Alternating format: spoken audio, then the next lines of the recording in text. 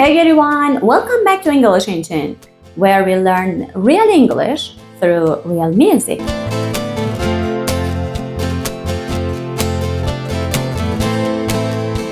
I'm Ellie, and today we're diving into some powerful lines from the song Losing My Religion by R.E.M.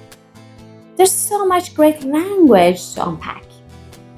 Let's take a look at some expressions that might sound simple at first, but actually carry a lot of meaning and are super useful in everyday English.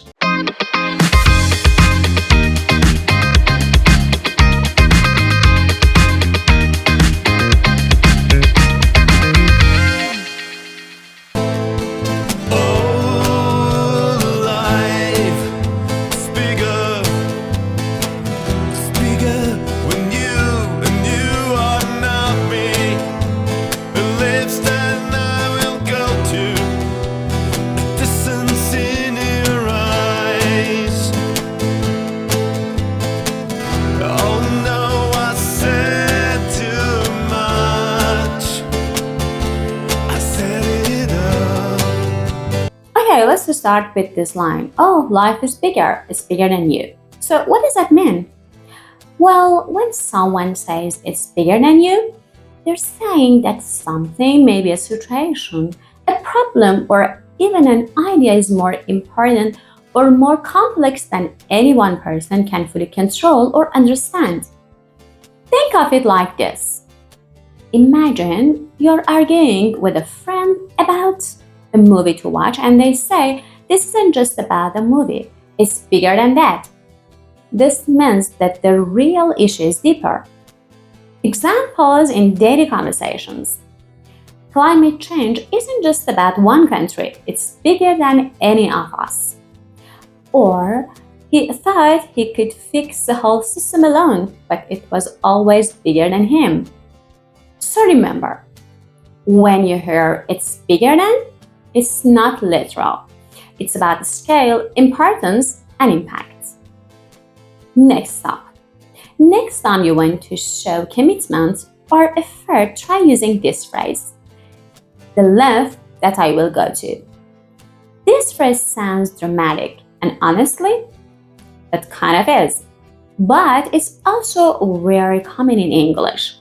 When someone says the length I will go to, they mean how far they're willing to go emotionally, physically, or mentally to achieve something or help someone.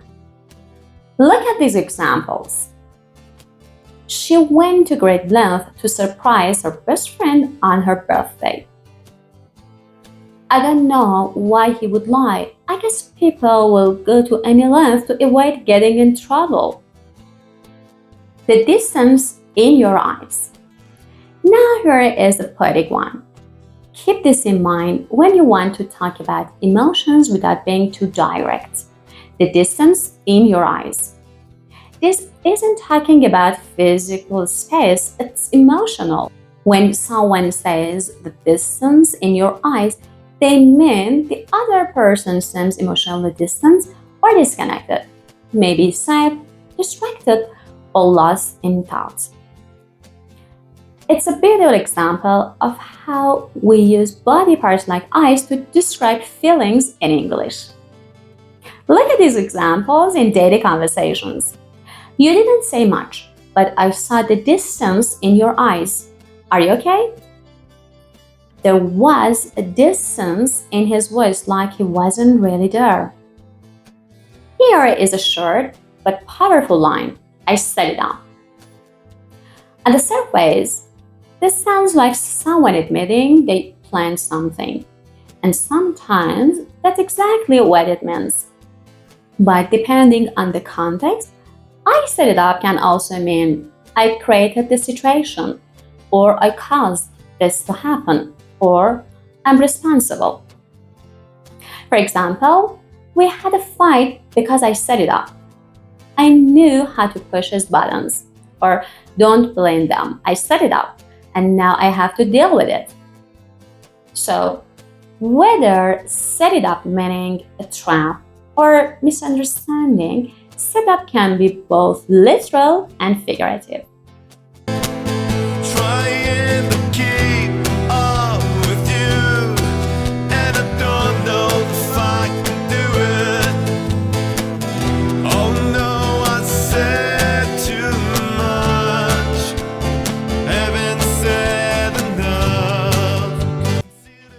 to keep up with you.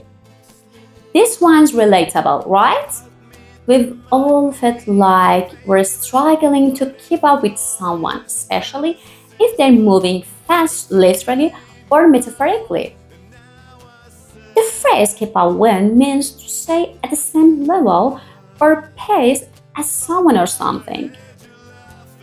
For example, my sister changes jobs every year. I can't keep up with her.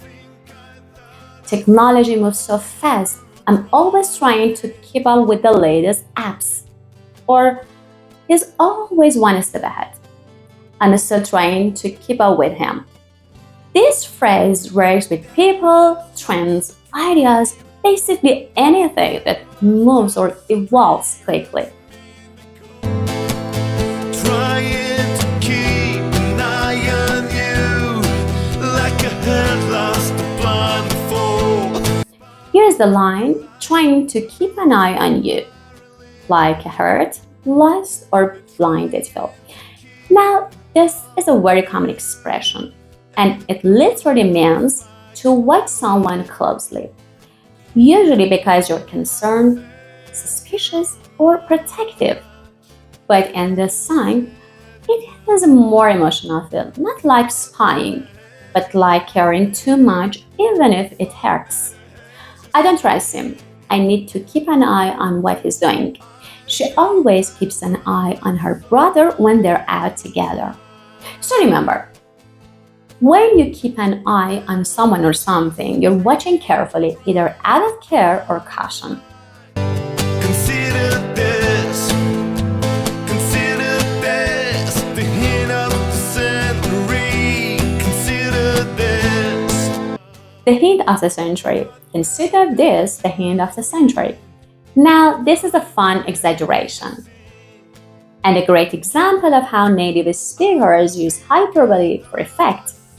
The hint of century doesn't mean literally the best hint ever given. It just means a really important clue or something you need to pay attention.